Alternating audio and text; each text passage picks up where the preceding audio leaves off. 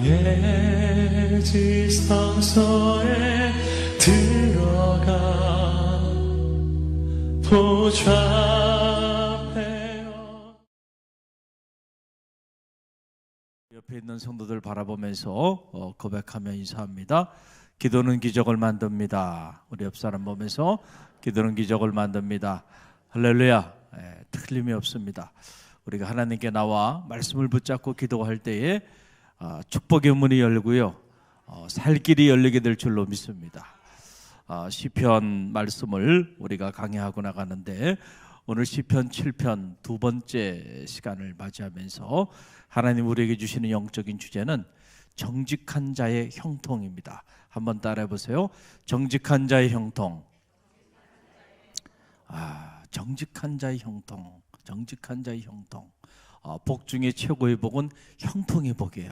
그런데 이 형통의 복을 누가 누리며 사는가, 우리가 말씀을 깊이 묵상해 보면 정말로 이 형통의 복을 누리며 사는 사람은 바로 정직한 자가 이 형통의 복을 누리며 사는구나 라고 하는 것을 알게 됩니다.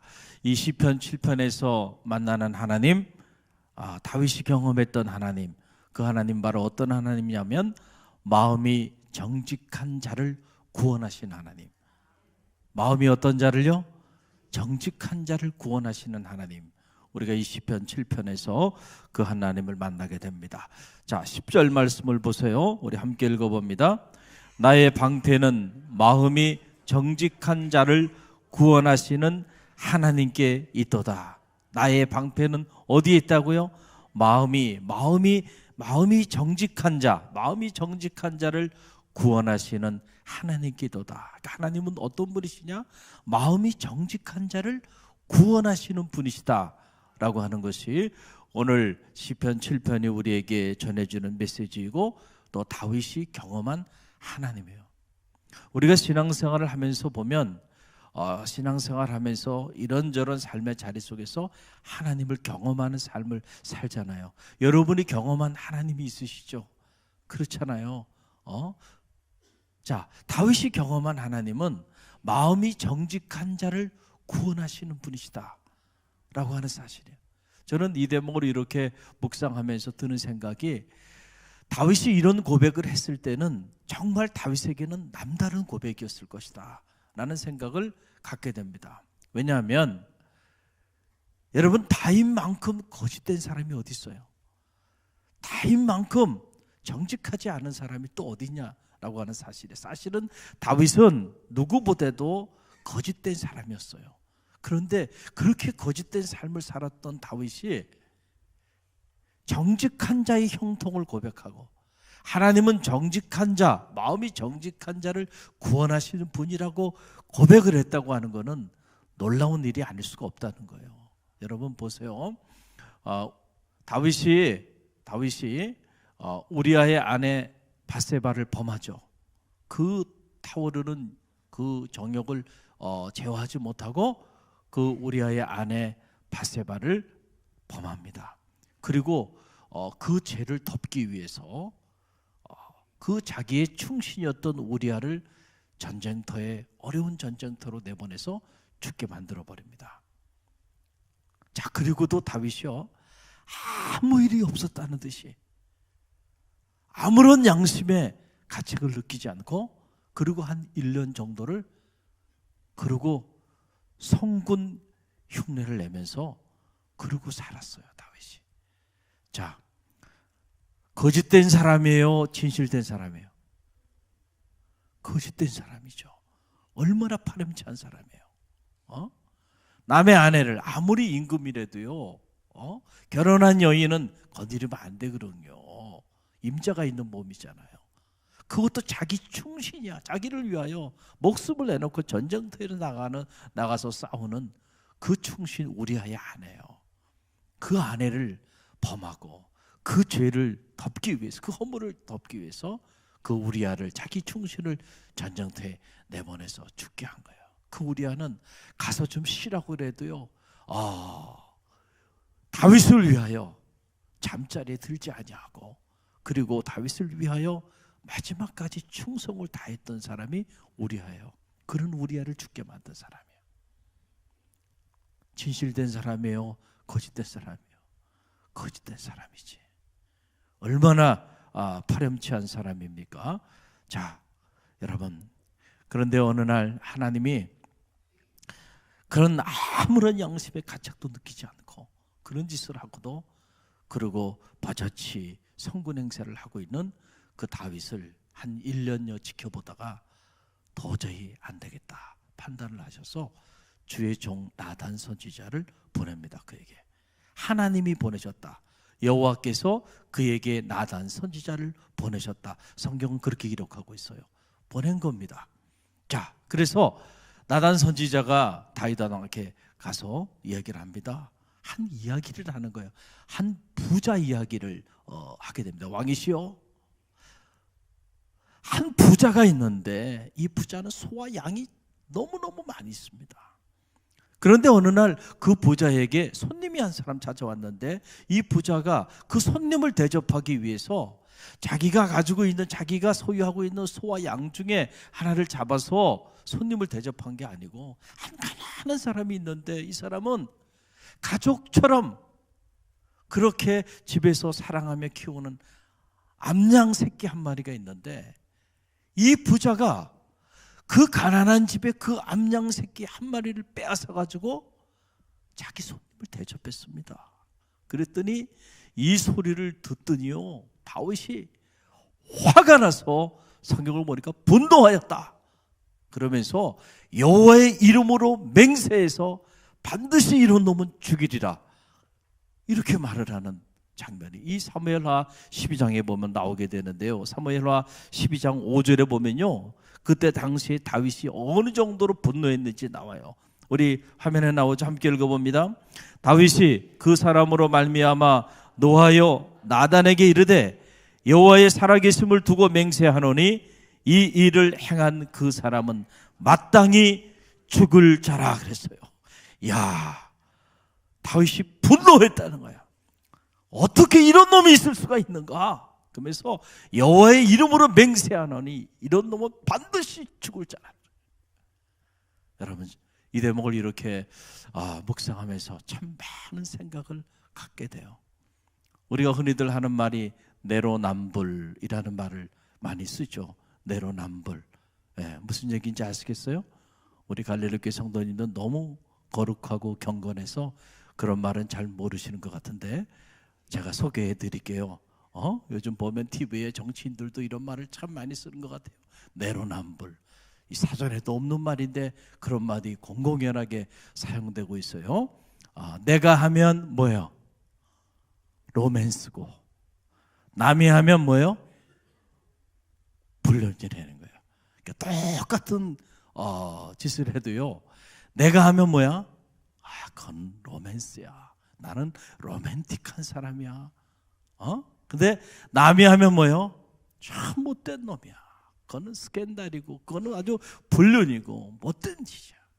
그러니까 사람의 성향이 누구나 너나 할 것 없이 자기 성찰이 부족하기 때문에 항상 자기 자신을 들여다보는 지혜는 부족하고 남에 대한 판단은 언제나 앞서기 때문에, 그래서 주님께서도 뭐라고 말씀하셨어요? 비판을 많이 하는 바리새인들, 사두개인들, 율법학자들을 향해서 주님이 하신 말씀이 뭐라 그랬어요? 야, 남의 눈에 너 티 보지 말고 내 눈에 뭐 보라는 거야?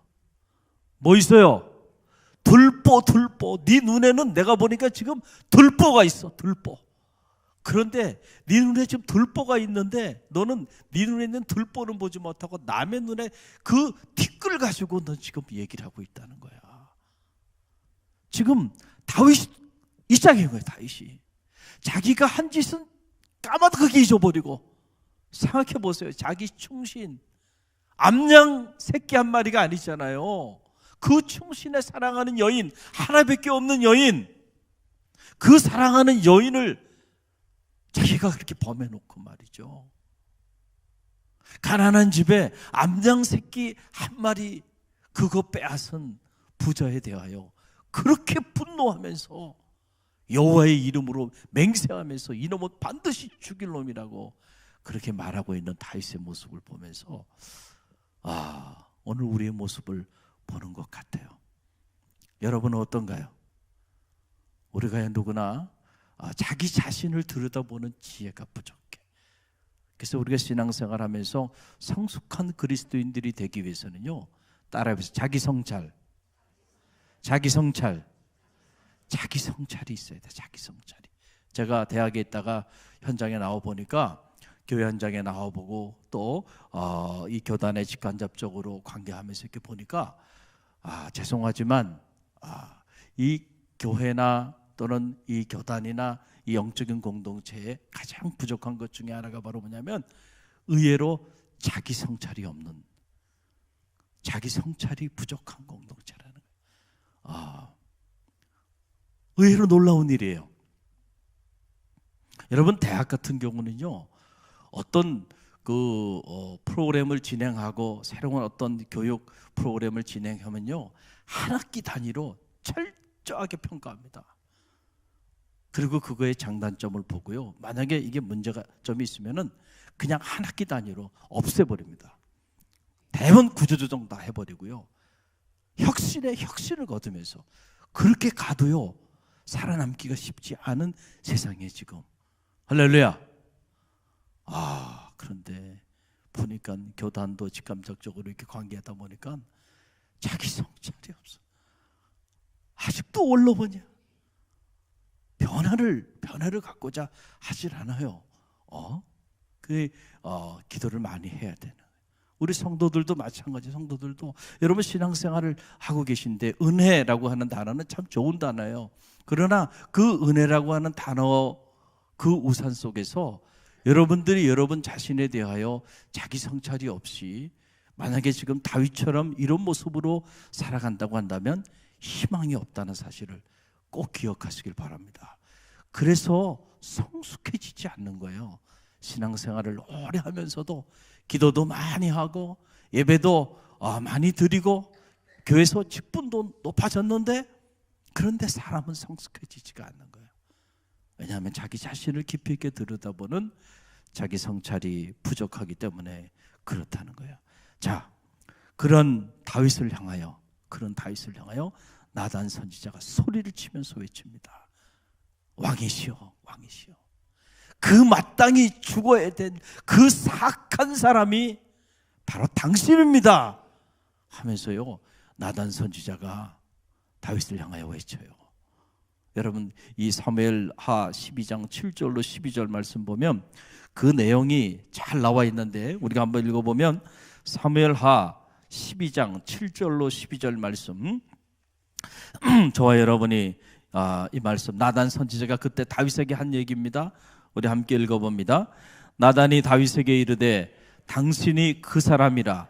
이스라엘의 하나님 여호와께서 이와 같이 이르시기를 내가 너를 이스라엘 왕으로 기름 붓기 위하여 너를 사울의 손에서 구원하고 내 주인의 집을 내게 주고 내 주인의 아내를 내 품에 두고 이스라엘과 유다 족속을 내게 맡겼느니라. 만일 그것이 부족하였을 것 같으면 내가 내게 이것 저것을 더 주었으리라. 그러한데 어찌하여 내가 여호와의 말씀을 없인 여기고 나보기에 악을 행하였느냐. 내가 칼로 햇사람 우리아를 치되 암몬 자손의 칼로 죽이고 그의 아내를 빼앗아 내 아내로 삼았도다. 이제 내가 나를 없인 여기고 햇사람 우리아의 아내를 빼앗아 내 아내로 삼았은즉 칼이 내 집에서 영원토록 떠나지 아니하리라 하셨고, 여호와께서 또 이와 같이 이르시기를 보라, 내가 너와 내 집에 재앙을 일으키고 내가 내 눈 앞에서 내 아내를 빼앗아 내 이웃들에게 주리니 그 사람들이 내 아내들과 더불어 백주에 동침하리라. 너는 은밀히 행하였으나 나는 온 이스라엘 앞에서 백주에 이 일을 행하리라 하셨나이다 하니. 여러분, 얼마나 무서운 말이에요. 얼마나 무서운 말이에요. 너는 은밀히 이 일을 행했지, 그런데 나는 백주에 모든 사람들이 보는 앞에서 너에게 반드시 보응할 거야 라고 하는 얘기예요. 내가 너를 사랑해서 내 주인의 그 보좌를 내가 너에게 줬고, 사울의 손에서 너를 보호해서 너를 이 보위에 올려놨더니 네가 이런 짓을 해? 그러면서 하나님이 하신 말씀이 네가 나를 업신여겼구나. 이 표현이 2번이나 나와요. 하나님을 얼마나 업신여겼으면 하나님이 모른다고 생각하냐? 네가 한 일을.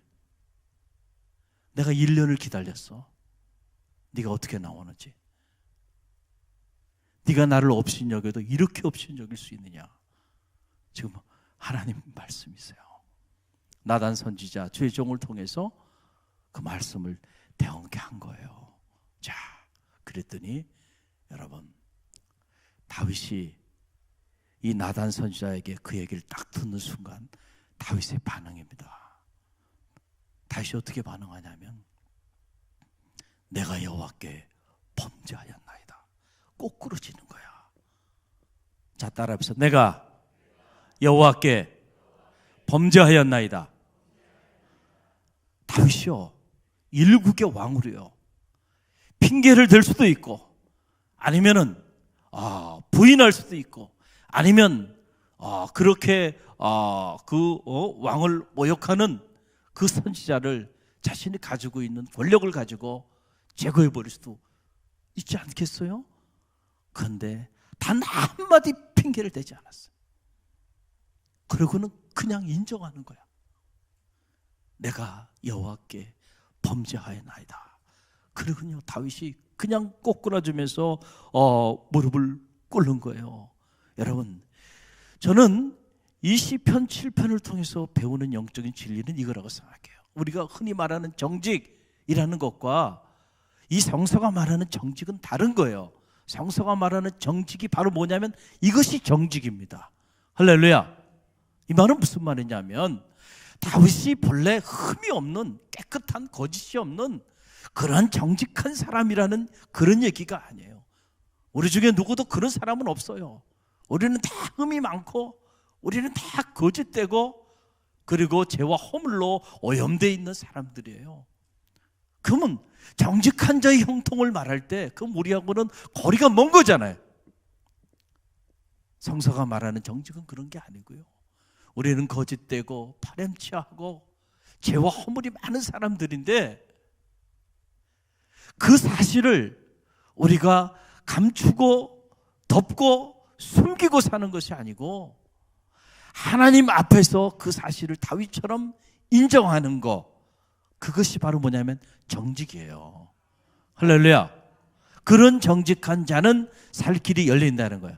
그런 정직한 자는 형통의 문이 열린다는 거예요.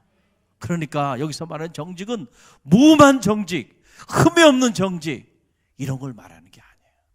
흠이 많고 거짓되고 다윗보다 더 사악하고 더 더럽고 추악한 인생이지만은, 그러나 그럼에도 불구하고 우리가 말씀이 들려올 때 하나님 앞에서 내가 그런 사람입니다, 내가 여호와께 범죄하였습니다 라고 자기의 죄를 인정하고 시인하고 참회하는 것, 그것이 바로 뭐예요?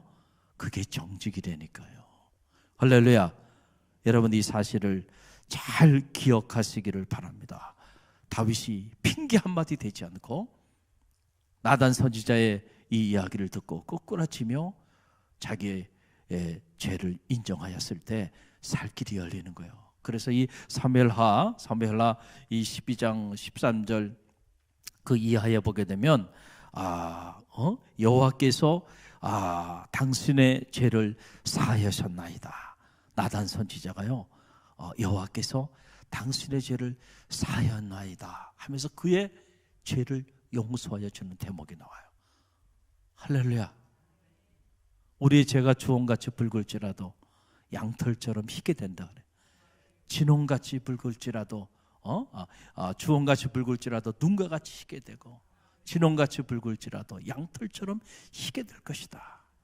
이사야 1장 18절 말씀 아니에요? 할렐루야. 우리는 다 우리의 죄가 주홍같이 붉어. 진홍같이 붉어요. 그러나 우리가 하나님 앞에 우리의 그 허물과 죄를 가지고 나와서 다윗처럼 내가 여호와께 범죄하였나이다, 정직하게 honestly 하나님 앞에 그렇게 나갈 수만 있다고 한다면 눈과 같이 희게 되고 양털처럼 희게 하여 주셔서 우리를 정직한 자의 길로 인도하여 주신다는 사실을 여러분 꼭 기억하시기를 간절히 바랍니다. 다윗이 만약에 이때 역사라고 하는 것은 가정을 한다고 하는 것이 참 그렇긴 하지만, 그러나 우리가 한번 가정을 해볼 수 있잖아요. 만약에 다윗이 이런 자기가 하나님 앞에 정직하게 설 수 있는 그런 기회가 왔을 때 정직하게 서지 못하고 이런저런 핑계를 대면서 자기의 죄가를 덮거나 부인했다고 한다면 다윗의 운명이 어떻게 됐을까? 다윗이 누렸던 부귀와 영화가 어떻게 됐을까? 다 한순간에 사라져버리고 말았을 것이다 라고 하는 그런 사실입니다. 여러분, 하나님은 정직한 자와 함께 하십니다. 할렐루야. 정직한 자가 하나님을 배웁습니다. 정직한 자가 하나님 앞에 살 길을 찾는 거예요. 그래서 성경에 보면 시편 안에는 말할 것도 없고 성경에 수없이 많은 말씀들이 이 정직한 자의 형통에 관하여 우리에게 계시해 주고 있어요. 자, 보세요. 제가 두 군데만 찾아보는데 시편 11편 7절 말씀 보면, 자, 우리 함께 읽어봅니다. 여호와는 의로우사 의로운 일을 좋아하시나니 정직한 자는 그의 얼굴을 배우리이다. 아멘. 할렐루야. 어떤 자가 하나님의 얼굴을 배워요? 정직한 자가 하나님을 배우는데, 자, 여기 보게 되면 그냥 정직한 자가 아니고 여호와는 의로우사 의로운 일을 좋아하시나니, 그러니까 의로운 일을 좋아하시기 때문에 하나님께서 정직한 자는 그의 얼굴을 배운다는 거예요. 그러니까 이 말은 무슨 말이냐면 의로운 것과 정직한 것이 둘이 아니라는 거예요. 이게 하나로 만난다는 거예요.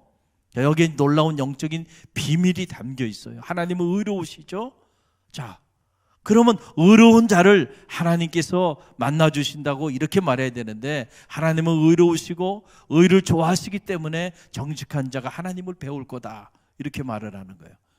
이 말은 무슨 말일까요? 의로운 것과 정직한 것이 둘이 아니고 하나라고 하는 거죠. 할렐루야. 하나님은 의로운 자를 축복하십니다. 정직한 자를 축복합니다. 자, 이 말은 무슨 말이냐면 여러분 가만히 보세요. 우리 중에 누구도 의롭게 될 사람은 아무도 없어요. 다 다윗 같은 사람들이기 때문에 그래요. 다윗보다 더하면 더하지 덜한 사람은 없어.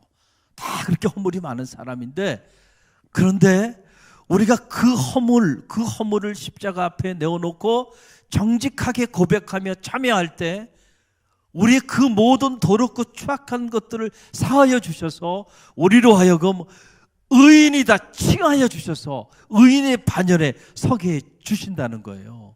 그래서 이 정직한 것은 단지 도덕적이고 윤리적인 권면이 아니에요. 이거는 대단히 중요한 영적인 권면이고, 할렐루야. 그래서 우리가 반드시 정직하게 서지 아니하면 우리는 구원의 반열에 이를 수도 없고 우리의 죄가 사함을 받기도 어렵다는 사실을 꼭 기억하시길 바랍니다. 우리가 정직을 말하면 그냥 윤리 교과서에 나오는 이런 도덕적인 사회적 규범이 말하는 이런 차원의 정직을 생각하는 경우가 있는데, 이거는 대단히 영적인 거예요. 할렐루야. 할렐루야. 그래서 여러분 보세요. 자, 시편 140편 13절 말씀 보면 시편 140편 13절 시편 140편 13절입니다. 함께 읽어봅니다. 진실로 의인들이 주의 이름에 감사하며 정직한 자들이 주의 앞에서 살리라. 아멘. 진실로 의인들이, 누가 의인들이냐? 정직한 자들이 의인들이라는 거예요. 그 의인들이 주의 이름에 감사하며 정직한 자들이 주의 앞에 서리이다. 그래서 이 의인들하고 정직한 자들은 같은 사람을 말하는 거예요. 정직하지 않으면, 하나님 앞에 정직하게 서지 않으면요, 우리는 의인이 될 수 없어요. 의인이 될 수 없다는 얘기는 우리는 구원의 반열에 이를 수도 없다는 사실이에요. 얼마나 놀라운 영적인 비밀이 이 안에 담겨 있습니까? 할렐루야. 그렇기 때문에 이 정직한 삶과 의로운 삶은 결코 둘이 아니고 하나로 만난다는 거예요. 그래서 다윗이 이 나단 선지자의 이 지적을 듣고 나는 여호와께 범죄하였나이다 하면서 그가 참회하며 나가잖아요. 자, 당시 그의 그 참회를 기록한 시편이 시편 51편이에요. 다윗의 참회록입니다. 자, 그 다윗의 참회록을 들여다보면 51편 3절로 5절만 51편 3절로 5절 말씀만 우리가 잠시 들여다보면 51편 전편이 당시 다윗의 그 참회에 관련된 참회록인데 3절로 5절 말씀 함께 읽어봅니다. 무릇 나는 내 죄가를 아오니 내 죄가 항상 내 앞에 있나이다. 내가 주께만 범죄하여 주의 목전에 악을 행하였사오니 주께서 말씀하실 때에 의로우시다 하고 주께서 심판하실 때에 순전하시다 하리이다. 내가 죄악 중에 출생하였으며 어머니가 죄 중에 나를 잉태하였나이다. 아멘. 다윗이요 핑계 없이 정직하게 하나님 앞에 고백하잖아요. 나는 누구라는 거예요? 죄인이라는 거예요. 난 죄인이라는 거예요. 여러분 이게 쉽지 않아요. 다윗이 그 일국의 왕으로 당시 그 다윗의 그 부귀와 영화는 어마어마했고 통일 왕국 시대를 이루면서 감히 다윗에게 대항하는 자가 없을 정도로 그렇게 막강한 권력과 군사력을 가지고 있었던 정말 거의 신적인 그런 권위를 가지고 있었던 일국의 왕인 다윗이요. 자기 자신에 대하여 이렇게 고백한다는 게 쉬운 게 아니라니까요. 할렐루야. 여러분들이 신앙생활 좀 하다가 초신자 때는 겸손하잖아요. 그런데 집사님 되고 권사님 되고 장로님 되고 또 성직자가 되고 그러고 나면은 자기의 부족함을 정직하게 고백하는 거 점점 어려워져요. 점점 어려워져. 또 그렇잖아요. 신앙의 연조가 깊으면 깊을수록 자꾸 자기 부족함을 이렇게 겸손히 드러내놓고 하나님 앞에 나가야 되는데 자꾸 거기에 덮어지고 씌워지지 말아야 되는 거울들이 씌워지면서요 정직하게 하나님 앞에 서지 못하는 자기 자신을 보게 되는데 놀라운 일입니다. 다윗이 고백하는 거예요. 무릇 나는 내 죄가를 안다는 거야. 내 죄를 알렸다. 옛날에 이렇게 물어보잖아요. 내 죄를 알겠다. 그럼 나는 내 죄가를 압니다. 다윗의 고백이에요. 그러면서 다윗이 하는 말이 내 죄가 항상 내 앞에 있나이다. 내 죄가 항상 내 앞에 있어. 이게 정직한 고백인 거예요. 저와 여러분도 하나님 앞에 이런 고백을 할 수 있어야 돼. 그럼 겸손하지 말래도요 겸손해지는 거 아닙니까? 나는 내 죄를 알고 내 죄가 항상 내 앞에 있는 거를 내가 알아. 그런 사람이 어떻게 남에 대해서 얘기할 수 있겠어요? 얘기할 수 있어요? 없어요? 자기 자신의 죄를 모르니까 자꾸 남에 대한 얘기를 하는 거죠. 그래서 여러분 낱말하는 분들 이거 문제가 심각한 사람들이야. 우리 갈릴교회 성도들은 낱말하는 사람들이 되지 않기를 바랍니다. 남에 대해 말을 해야 된다고 한다면 덕을 세우는 말을 하라 그랬잖아요. 칭찬의 말을 하고요. 권면의 말을 하고요. 남의 허물을 들추는 이런 일은 용서받을 수가 없어.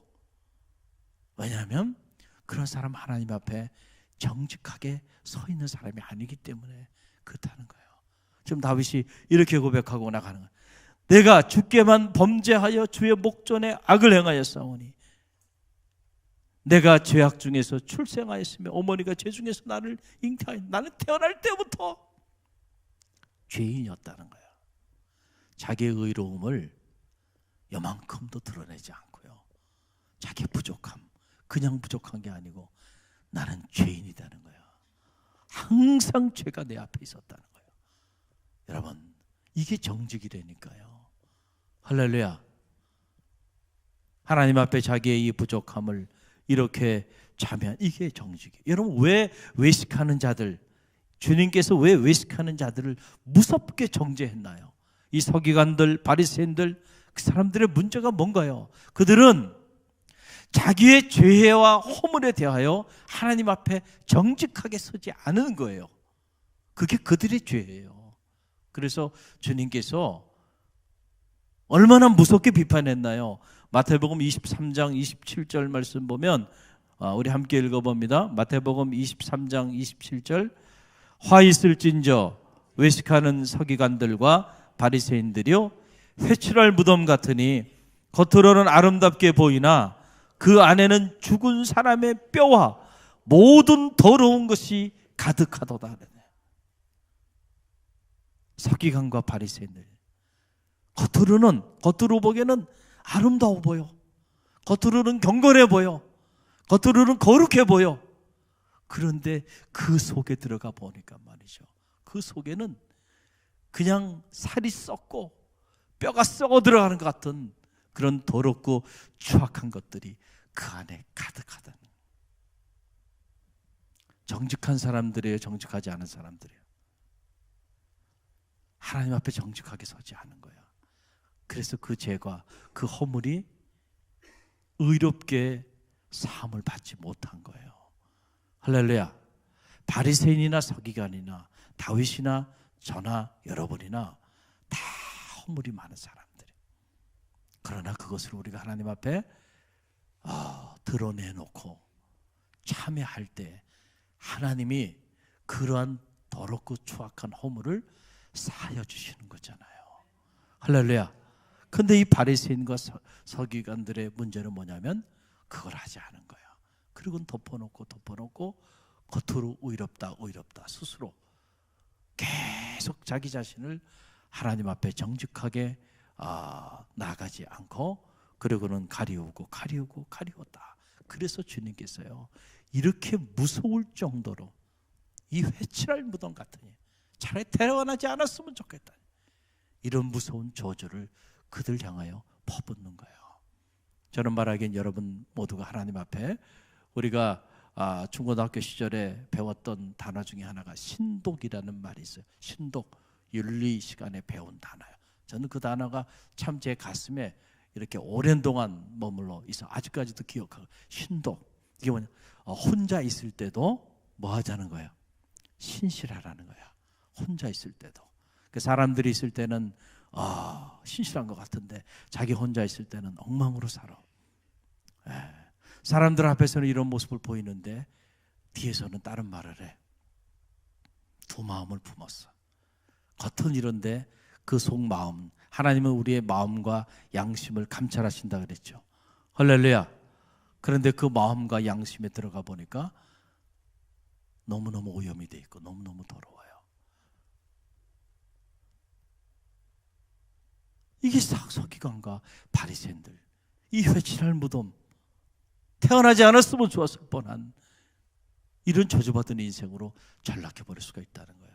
그래서 우리가 여러분 믿음의 길을 걸어가는 축복이 바로 뭐냐면, 여러분 성도든 성도가 아니든 우리 모두는 다 연약하고 죄로 얼룩진 인생이에요. 그러나 성도가 성도일 수 있는 것은 그 죄로 얼룩지고 거짓되고 바람취하고 사악한 인간이지만은 그럼에도 불구하고 그런 죄들을 우리가 하나님 앞에 정직하게 참여하며 내어놓을 수 있는 믿음이 우리 가운데 있기 때문에 성도가 되는 거잖아요.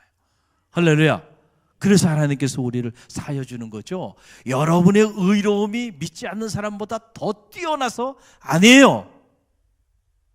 여러분이 믿지 않는 사람들보다 훨씬 더 도덕적 수준이 높기 때문에 저는 아니라고 생각합니다. 아니에요. 그것 때문이 아니고요.